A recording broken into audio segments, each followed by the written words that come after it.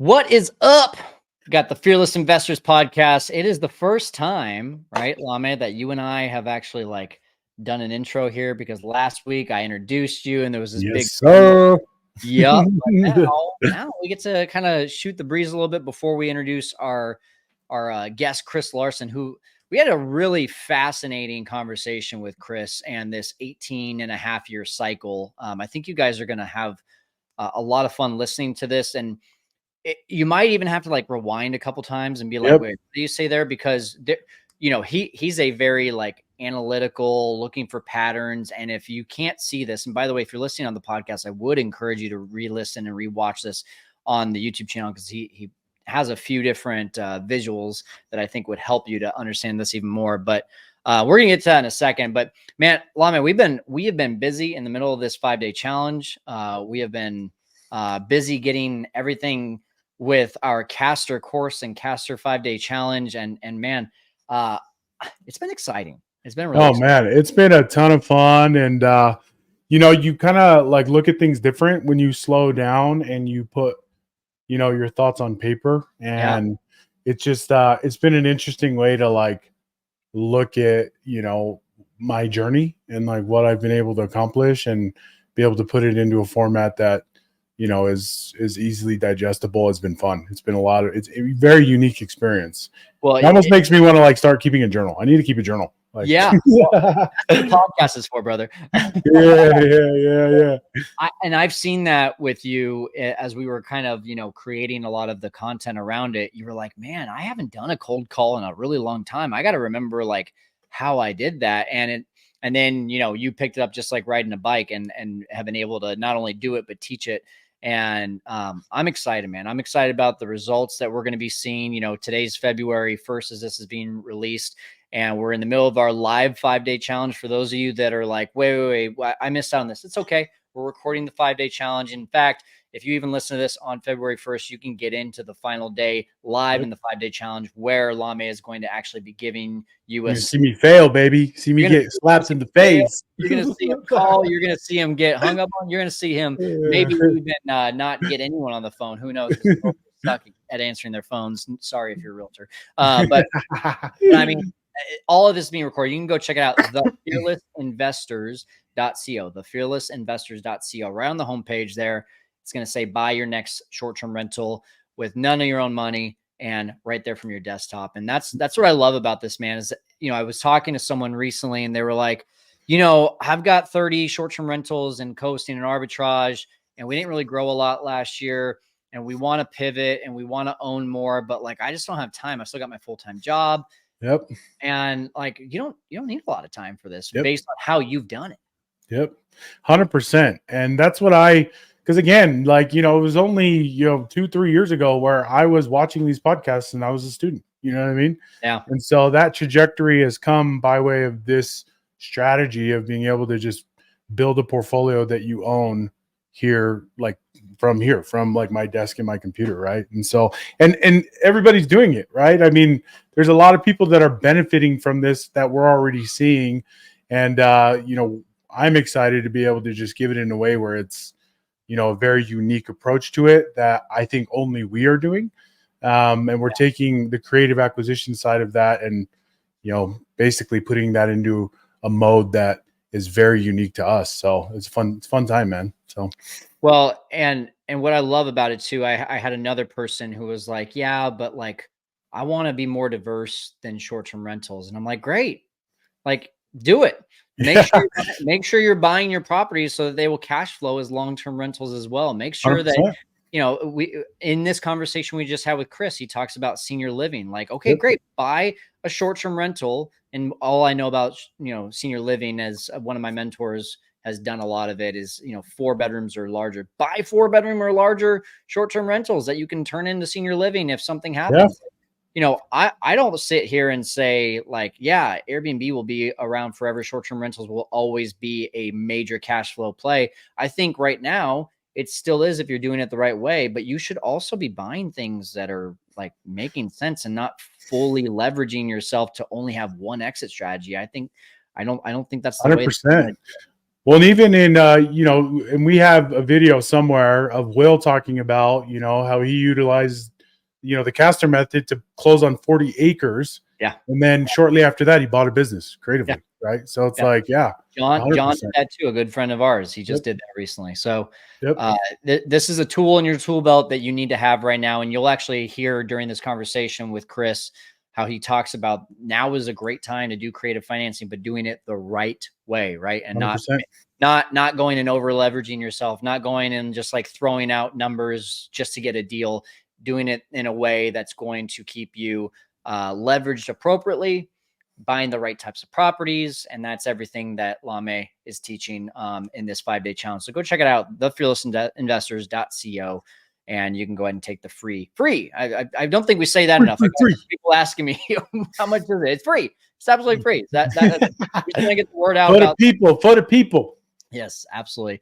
But Lamé, anything you want to say about this conversation with Chris before we dish it over to our dude's a stud. As you mentioned, this is super high level, like market stuff that anybody that, especially if you're actively in real estate with more than one door, like this is something you should pay close attention to. The guy's a stud, man. And he explains a market cycle that I think is extremely fascinating. So it was a pleasure to be on with him as my first one. Right. So I'm excited to dive into it. So let's do that right now. Chris Larsen with the Fearless Investors. Let's go. What's up, guys? We are here with the new look Fearless Investors podcast. We got Lamé here with us, and we're going to be asking one of the big hitters in real estate here, Chris Larsen, some questions about this 18.5-year real estate cycle, which, by the way, like Lamé and I, we've been in real estate for a while, but we were like, Chris, like, give me a little bit of a synopsis before, because I haven't heard of this. So we're excited about this. Usually, right, we would give you a little bit of an intro, but you've been on the show. This is number 3. So it's just that good. It's that good. He's that good looking, Especially I don't know about that. So you got the beard now. It's winter time. It's cold over there, right? It is. But man, I'm excited to have you back on. Why don't you just, first of all, give a quick business update, if you don't mind. What's your real estate looking like these days? What are you focusing on? Yeah, no, I'd be happy to. And it's funny, like I grow the beard every winter, but what I find is this is something that's interesting. Women will come up to me and be like, you look really good in a beard. Like they'll say that, which if you think about it, that's like, which is true. She tells me she doesn't care. She loves me either way. And I think I think she likes a little bit of change, but it's funny because that's just another way of saying like, you should cover up more of your face, right? Isn't that really? So but it is funny. Like women will tell me I look good when I have a beard, but I never hear that without a beard. So I don't know what it is. I don't know what it is. No, I'm the same. I'm the same. Yeah, there you go. Want to see me without a beard? I look like a 12-year-old kid with wrinkles in my eyes. Hey, you guys are both lucky. I just don't get complimented at all about how I look. Yeah, there we go, man. Maybe that's a good thing. I don't know, but anyway. So thanks for noticing the beard. But yeah, so we're early 2024 now. Our business, we have two pieces of our business. We have Next Level Investing. We also have our Next Level Investments. We have Next Level Income. Next Level Income is a financial education platform. You can check us out at nextlevelincome.com. That's why we're a big fan of Kyle. Kyle, you've been on our private coaching group. You've been on our podcast as well. We love everything that you do out there. I think I just sent you somebody here last week. Nice. And then we have Next Level Investments. So we work with a lot of passive investors, and we started in the multifamily space. With our investors. I started originally in the single family space. We've done developments, we've done some offices, but really our business has grown, and we focus on multifamily, self-storage, mobile home parks, which have been doing very well kind of during this period. Yep, affordability crisis, and then car washes. This is actually our car wash brand. Oh my! This is my hat, my favorite hat of the moment. So I like the colors. It matched my shirt, so I figured I'd wear it. And we have 31 current washes. They're express tunnel car washes. And we also have 2 short-term rentals. So I am not. Yeah. So we got them right here. You got a little bit of everything. North Carolina. That's right. That's right. Exactly. I got to tell you, I was this close to buying a property right outside of Asheville. Yeah. And then I just, the numbers got me a little bit, and so I ended up going to a place in Kentucky, but I was this close to being a neighbor short-term rental of yours. Hey man, anything to get you out here, buddy. Bring that beautiful family of yours. I love following you along on Facebook there. You got a absolutely two beautiful additions to your family here in the recent history. Agreed. Thanks. So your portfolio is super diverse, and obviously you're an expert. You're going to talk today about kind of the real estate cycles. Has your decisions of like where to invest and what to invest been directly related to kind of the market cycle, or did you kind of just niche down and then you just started to grow into other assets as they became available? Yeah, great question, Lamé. Like that's a, and I could say, oh, I'm brilliant, and I, came upon this amazing strategy, 25 years ago when I started with my first property. But I'm here to talk to you today, if you're listening, because I want to share with you what I learned and the mistakes I made. So I have an MBA in finance. I'm just a finance nerd. I love everything kind of relating to money and investments, and I'm constantly reading books and studying things. And I'm always looking for patterns. And I like, I'm a risk averse kind of person, Lamé. So I'm always trying to figure out like what is the underlying trend that really drives, economic trends or drives money. And when I was in college, trying to figure out what I was going to do to make money, and also what types of investments I was going to make, I stumbled upon this demographic data, and it showed that if you follow demographic trends, then you could find out like what kind of bets to make, essentially on the future. So I learned about, I started buying single family rentals when I was 21 years old, bought my first property in Blacksburg, Virginia, basically did a house hack. And then I think I told that on our first podcast, Kyle. And then I learned about multifamily investing because I was not happy with the returns I was getting in just long-term single family rentals, and my equity had gone up and my return on equity had gone down. And the group I talked to as a passive investor at the time started to talk about demographics, which I write about in my book. And, oh, by the way, I should have said this at the top. If you want a copy, go to nextlevelincome.com. Just click on the book link. We'll even send you a copy for free. So if you're listening today, you can get a free copy. But yeah, and I put this section in my book. So if you look at the demographic trends, when I was talking to this group, they were telling me, oh yeah, the renter population is growing, and they're talking about the renter population. And I was like, well, this is crazy, because this is exactly the same data that I was looking at and why I got into the medical device industry. So I got into the medical device industry because the baby boomers were aging, most affluent generation in history, most active generation in history. What is that? It's reading your thumbs up. That's pretty wild. What else? What else can it read? There we go. Yeah, I started making faces. And I said, well, hey, this is a good long-term demographic trend I can follow for the next 20 years. Well, what else? Multifamily. Look at that uptrend, right? So this is the renter trend. That's a great trend if you want to own property and rent it, right? What is another great trend? People, especially millennials, they're comfortable with technology. They would rather rent an Airbnb than a hotel. That's another trend you can follow. So I've always followed these trends, Lamé. But in my learning process, I stumbled upon this 18 and a half, and actually it's 18.6 years to be precise, real estate cycle. So I think if you can overlay the real estate and money cycle and demographic cycles, and then, ultimately get down to what your real estate strategy is, which is, as you alluded to, I'm agnostic. Like, we focus on commercial, but look, if short-term rentals, multifamily, car washes, whatever you choose, if you understand this knowledge, you can be more successful, in my opinion. More tools in the tool belt. Yeah, exactly. Love it. So dive into 18.5-year cycles. Like, what are we talking about here? What exactly is this trend, and how do we take advantage of it? Yes. So, going back 10 years when I was doing this online seminar. So picture me, I'm a medical device rep. I'd be on call and I'd be sitting there waiting for a surgery to start at 7 o'clock, 9 o'clock, sometimes 11 o'clock at night. And I would like learn. I would just read stuff. I'd go online. And I watched this presenter, Philip Anderson. I was like, he starts talking about this. I'm like, that's interesting. And I started to think, okay, like, let me go back. So my parents were both in the real estate business. So my stepfather, my father passed away when I was younger. But my stepfather was a contractor and he was working as a manager, like a foreman, essentially. My mother was working as an executive assistant or a secretary, as they used to say back then, for a company called JD Construction. Has anybody heard of Jimmy Dean Sausage? He had a construction company. Yeah, Jimmy Dean. Yeah. Wow. There you go. Yeah. So he had a construction company. They worked for this company.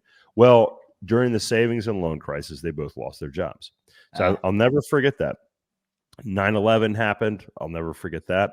2008 happened. Never forget that. I'm seeing, as I'm listening to this gentleman's presentation, I'm going back just in my short life and thinking about this. The 80s, inflation, all of those things. I'm like, this is crazy. So you go back and you look, and this cycle goes back all the way into the 1850s. And I'm always looking, Kyle, for something to disprove this cycle. Okay. So I'm a big reader of Ray Dalio as well. And he talks, he's Bridgewater Capital.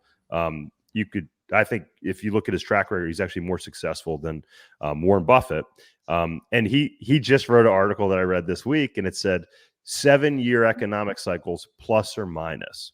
It's like, okay, see 10-year cycles plus or minus. And if you add those together, they all fit into this. So what is the 18.5-year cycle? Okay. So it's a 7-year up cycle, a mid-cycle slowdown, another 7-year up cycle, and then a 4-year down cycle. So it looks like up 7, down for about a year, up 7, kind of down sideways for about 4 years. Now, what creates this? What causes this? So if you look at that and you say, okay, that I can see that, Chris, but why? I wanted to know why. And I'm like, why is this? Philip Anderson writes in his book, and I'll share this as well. If you want to kind of dive in, you can see it's like as thick as a Bible. It's called The Secret Life of Real Estate and Banking. And he makes the correlation between land price and credit creation. Now, we're all real estate people for the most part, right? The three of us are, certainly. If you're listening, you probably are as well. So my wife and I started buying land in 2012, I think it was, maybe 2011. But, right around the time of the end of the last 4-year slowdown. So if the last cycle peaked in 2007, 2008, then the bottom was around 2011, 2012, right in there. Okay. So then we started buying land, and we could buy a lot for, say, $50,000, pay cash. Then what does the bank do? The bank will give us a loan for, say, $300,000 to build a house. It's going to be worth $350,000, $400,000. So it's like, okay, why is that? They're lending on the value of the land. Well, check it out. If the value of the land goes up another $50,000, it doubles in price, which we've seen land prices easily double during this period, then you can build a bigger house. Well, think about it this way. You pay $50,000, you build a home, you make $50,000 in profit. Now I go and buy $100,000 lot, and I do it all over again. If everybody is doing this throughout the economy, business owners and people that are buying homes, buying and selling homes, what is the common denominator in all this? If you rent a building, what's the common denominator? It's the land. If you knocked the building down, and the government acknowledges this as well, because they essentially say, hey, that land is eventually going to depreciate. Yep. Well, if the building depreciates, but it's still worth more, what is capturing the value? It's the land underneath the building. Does that make sense? Cost segs, all that. Yeah. Yeah, exactly. So that's why real estate is so powerful, because you have the land component that holds the value, and you have this, this building in some way, shape, or form that creates value for the user, but also has these depreciation benefits. So it's almost like magic. So I'll pause there, because that's kind of like laying the framework for how this all plays out. That's fascinating. And so I guess my question to you is like, obviously you were in the real estate game as you were seeing all this and you kind of started putting things together. I guess when would you say you kind of figured it out? Like you recognized, hey, this is a real trend. And then when you did, was there an immediate shift in like your investment strategies? Like, did you like start to play the game towards this understanding of this market cycle? Yeah, great question. So we started buying land at a good time. So it's a great time to buy land at the beginning of these cycles because land prices are going to go up. The challenge is it's hard to find lenders. So my wife literally called 3 dozen lenders in Asheville, and the last bank said we are just starting to loan on land. So that's a good time to start doing that. That's when I started kind of figuring this out, Lamé. But here's when it really hit me. 2019. I'm saying, hey, this is a mid-cycle slowdown, right? And I'm watching everything. I'm watching all the economic indicators. And I'm like, all right, if all this is true, 2020 should be this mid-cycle slowdown, right? And I literally went on a podcast. I have it linked on a lot of my materials because I said, like, go listen to me. Like, I didn't know, but I said this. And I said, hey, we need to be really cautious going into next year. Credit has gone up, there's some, cracks in the economy. And usually what happens during these mid-cycle slowdowns is there's like something like a spark that lights the fire. Right. Yeah. But I sold everything I had in the stock market in November in anticipation of what I thought. I bet heavy on this. And then we stopped. 2019 or 2020? It's 19. Yeah. 2019. Yeah. Okay. Wow. Yeah. It was like November 26, 2019. I think it was. Should have threw it all in Bitcoin, huh? We can talk about that. But anyway, but the other thing was I started because I was like, hey, if there's going to be a slowdown, we shifted from, deeper value add apartments to higher quality, like Class A type apartments. Okay.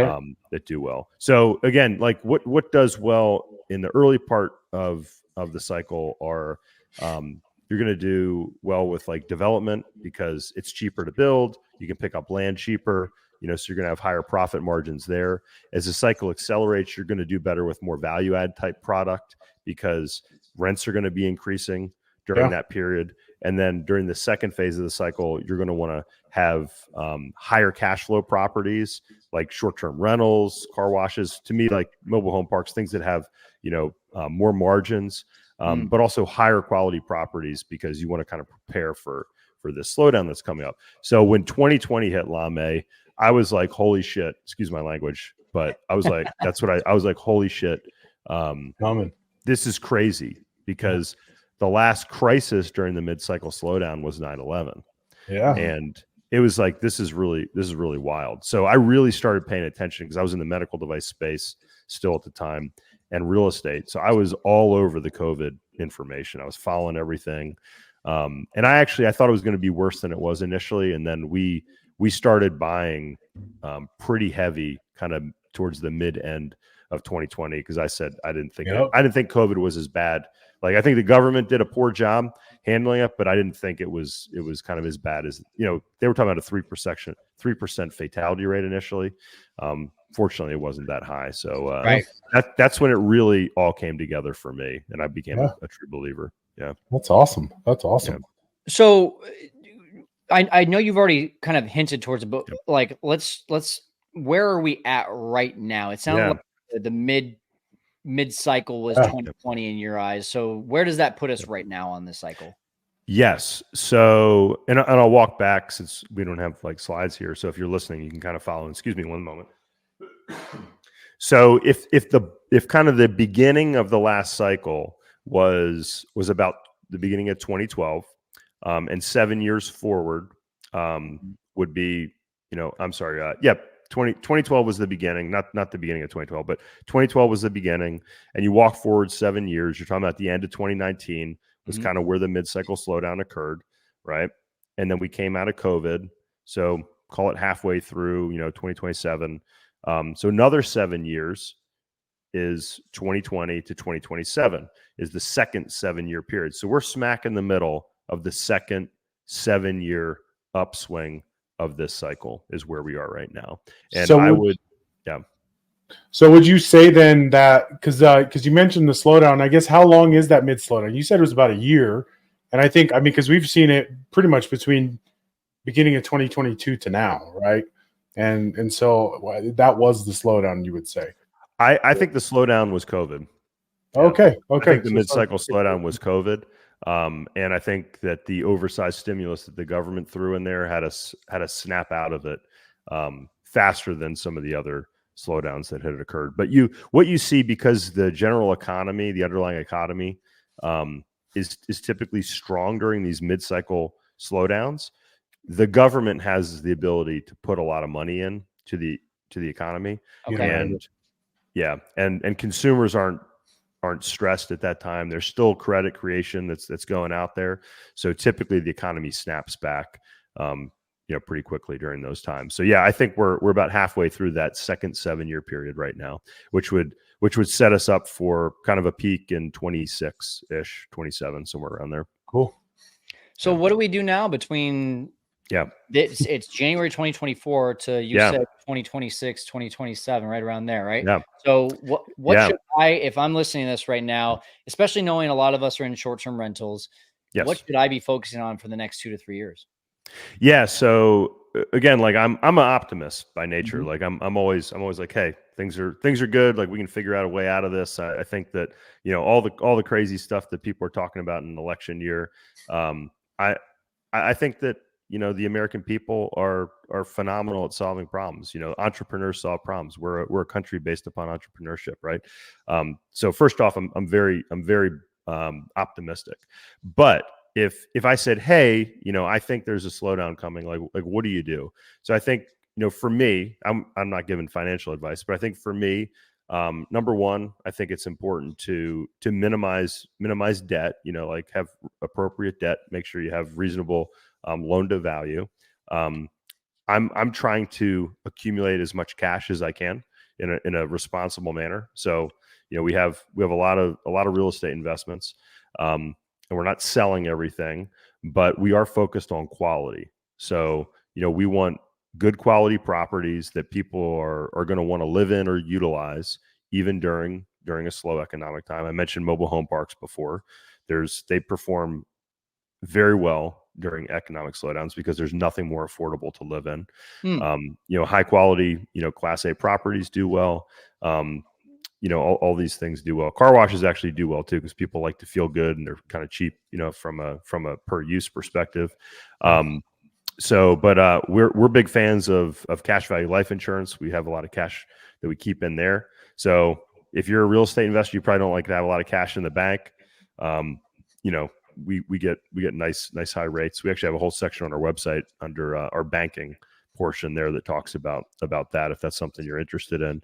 But from a short-term rental perspective, I think the same rules apply. You want to own the best properties, right? Yeah. And Kyle, I know you've talked about this. Like you want to own the best properties. They typically are going to outperform. You want your operations to be super tight, right? Because during pullbacks, this is actually a period of opportunity when true, generational wealth can be created. And what creates that? Knowledge, strong operations. So if you're a strong operator, what if you can buy out your competitors, right? Yeah. During a time, right? Mm-hmm. So to buy out your competitors, you need to have strong operations. You need to have some cash on hand to be able to do that. And then you don't want to be over leveraged either, right? So you want to have some cash reserves. You want to say, okay, if you're buying properties, you want to maybe be more conservative on the underwriting. Yeah. And say, hey, can we, what if our vacancy rates go up? Are we still going to be in a good spot to do that? And then you also, you may want to consider, what markets you're in. If there is a downturn, Asheville, tends to do well during downturns because people still travel regionally and come to Asheville. I know international travel slowed down a lot during COVID. And you probably know more about these trends, gentlemen, than I do. But I would look and say, hey, how has the economy performed during, these down periods, and what properties have done the best? I would look at those things. So just to recap, have a little bit more cash on hand, both for opportunistic purchases as well as a cushion. Make sure you're not over leveraged. Make sure your operations are strong. And then look at how the asset classes that you're in today have performed during those downturns. Now, I'll say the last thing is, I don't know what this downturn will look like. Who knows if there's civil unrest or anything like that. Yeah. That's I'm not you can go listen to a prepper podcast and talk about that stuff.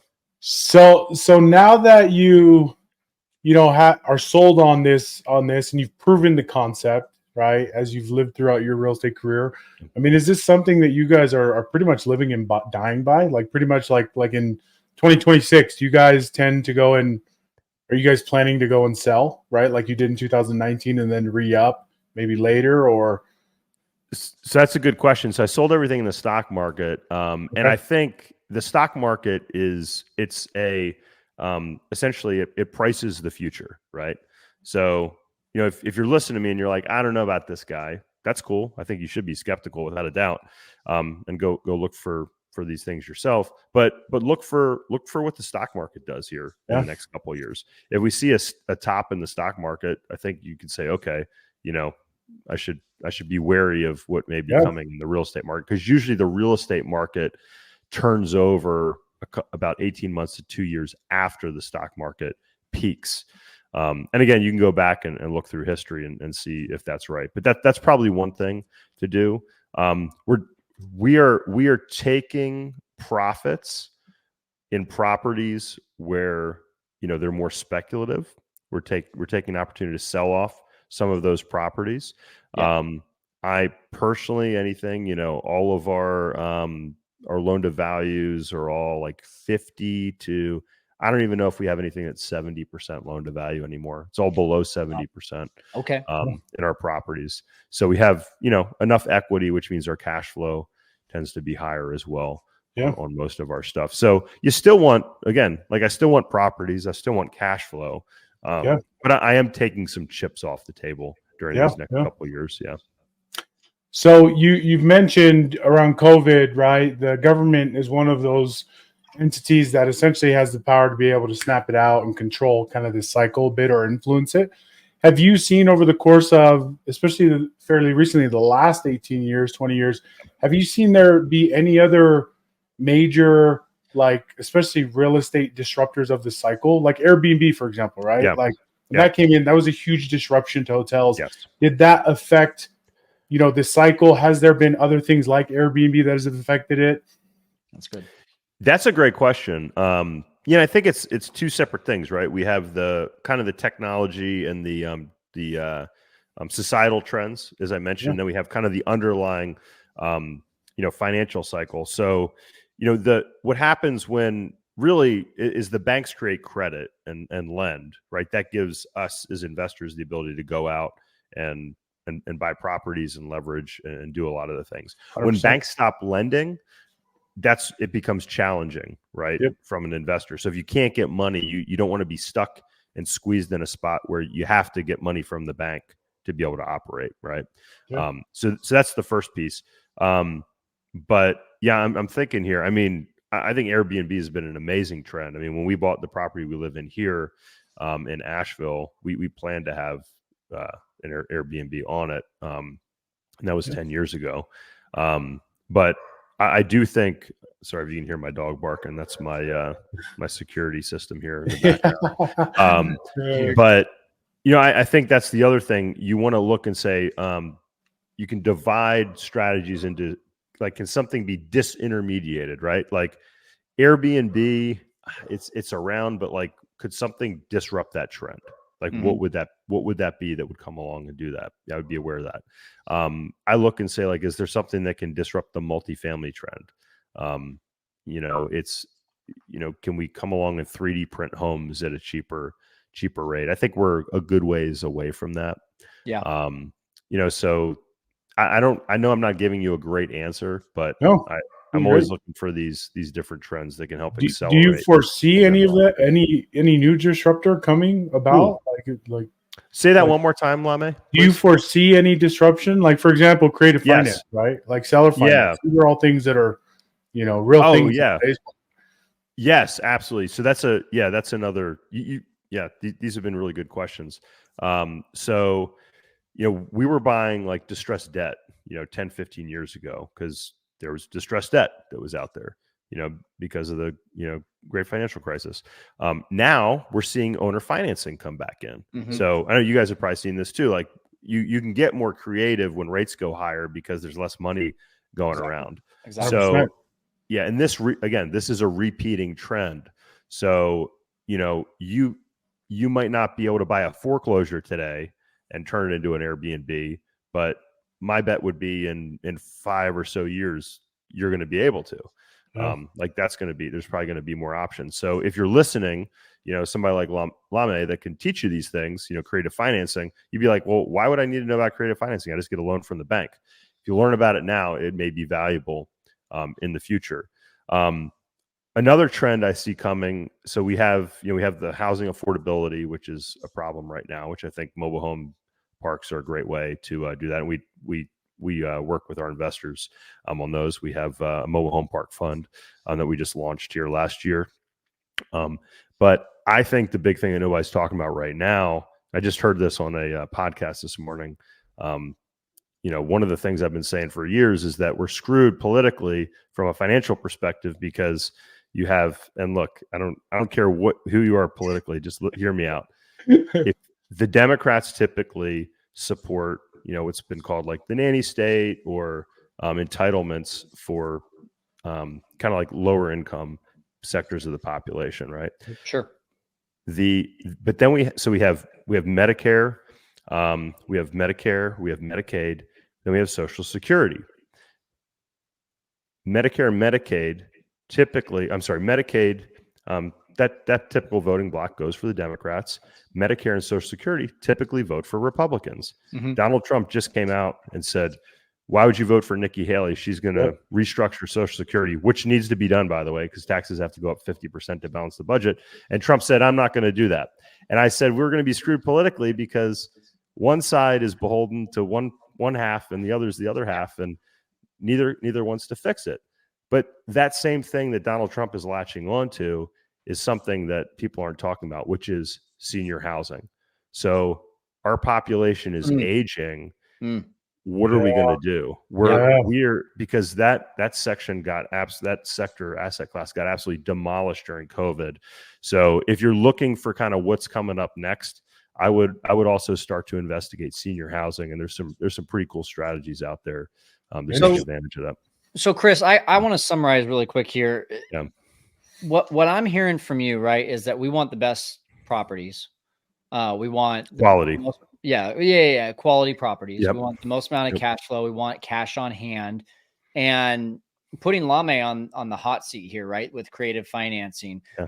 I think there's a right way of doing that fits into what you're talking about. I also think there's a wrong way to do that where you're over leveraging yourself and you're just buying properties just to buy properties, right? With a purchase price, let's call it 500,000. It's been sitting on the market. And, let's say someone comes in and says, I'll give you 600,000 because I'm going to do creative finance. Well, now their debt to income, or their LTV, I should say, is now 80% instead of 50% like you're aiming for. I think there's a right and wrong way of doing this. So if I'm looking right now to use some of these strategies, short-term rentals, and what I love about what you just said with senior living, a lot of short-term rentals could get transitioned into that too. If they're the right scope. Absolutely. Remodel them and maybe put an area for a caregiver, and then have some accessible areas as well. It could be very, very lucrative. Yeah. So short-term rentals, creative financing, along with, maybe some additional exit strategies, call it backups, or future exit strategies of long-term rentals, senior living, all this stuff. This all sounds like something that would be a great plan, but what are some things that people should look out for to make sure they're doing it the right way and not just doing a deal to do a deal? Yeah. I mean, you just made a point. Like, you can use creative financing, Lamé, right? You can do 100% financing, but you can also go do creative financing and buy like a fixer upper and get a great deal and create a lot of equity and refinance out and still be at like 60 or 70% LTV. So, I think creative financing should always be a tool in your tool belt with respect to that. I think all these rules that we're talking about, Kyle, it's like, hey, don't over leverage yourself, find the highest quality properties, have some extra cash on hand, be a little bit more conservative in your underwriting. Like, these are all good things that we have not been rewarded for in the past 10 years. We've been rewarded for over leveraging because, rates have been low, cap rates have been falling, property prices have been going up. What happens if that reverses? So if your whole business model is based on property prices going up and interest rates being low, then I think it's now time to say, wait a minute, we need to focus on a business model that may not be as speculative and is more operationally focused. Yeah. It's good. It's good, Chris. Stuff, man. Yeah. I feel like we have a good understanding. I feel like we got a good foundation, but people are going to want to learn more about this. So where can they find you? Where can they connect with you? Where can they learn more about how to take advantage of this 18.5-year cycle? Yeah, absolutely. I mean, again, this is something that I'm a believer in, Lamé, as you and I were talking about here. You can check out our podcast at nextlevelincome.com. We also have a coaching group. If people want to take a look at that, you can look under our resources section. You can check out our free book. Again, you can pick this up on Amazon. It's called The Secret Life of Real Estate and Banking. It's by Philip Anderson. And he expanded on work done by Fred Harrison. So this is something that people have been looking into for years. Love it. And hopefully hey, if I'm right and you are conservative and you prepare, hopefully this gave you some value today. If I'm wrong and you leave a little bit of profit on the table, then you're still going to be okay, right? Yeah. Awesome. Chris, you've been awesome, man. Wealth of knowledge. Appreciate you. Oh yeah, man. It's great being here. Thank you both, gentlemen. Appreciate you. We're going to go ahead and wrap this thing up. And guys, if you are not already in the six-figure formula, make sure that you get into the six-figure formula, because we're going to stick around for some Q&A right now with them. But Chris, thank you so much for jumping on, man. I appreciate you. That's been my pleasure. Always great to see you, my friend. And Lamé, it's been a pleasure. Hey, you as well, brother. Thanks for coming. Thank you. All right, guys. So again, all those resources that Chris just talked about, they're in the show notes, or if you're watching on YouTube, they're in the description below. Lamé, what'd you think, man? Yeah, what I loved about this, guys, is obviously he has taken, this proof of concept. He's proven through different models, different people that are talking about this market cycle, and he's kind of jumbled it all into one that, as you understand it, you can take some real tactical advice for your portfolio as you start to progress. I mean, I don't know about you guys, but for me, like I was telling Kyle, like right away, like there's things I need to go and like plan for and implement. And then the other side of it that I really liked about it is how he's implementing really these creative strategies to be able to be able to cash flow and to be able to expand his portfolio in these market cycles, right? Which is really huge. And he didn't even call it creative, Yeah. He was just like, yeah, no, this is how I did the deal. Owner finance, seller carrier. I was like, yeah, it's a creative deal, right? So that's sweet, man. So yeah, those are some of my big takeaways. I got a headache from like all the businesses and all the different things he's doing. Like, it's like a long list. It's like, holy cow. Car washes, got long-term, short-term rentals, senior living. He's got it all, man. But a guy that I really think, if you're looking for what should I do next based on the cycle, based on the trends that I'm seeing, that's the guy to go look at it. We've got a few people on the show that have strong opinions about the cycles. Michael Zuber with One Rental at a Time, Chris Miles with Money Ripples. A lot of people have strong opinions.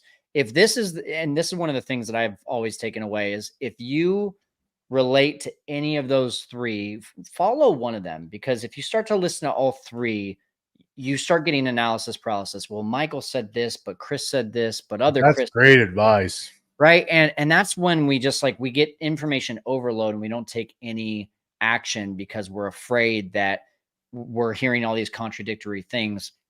Find the person that you relate the most to, that you think is coming with the most prepared information. And I really love it based on what Chris said today. The cycles, they go back to the 1850s. There's nothing more concrete than that. And he even predicted, he didn't predict COVID, right? You can't predict COVID, but he predicted in 2019 that 2020 was going to be a down year, and he ended up being right. Yeah.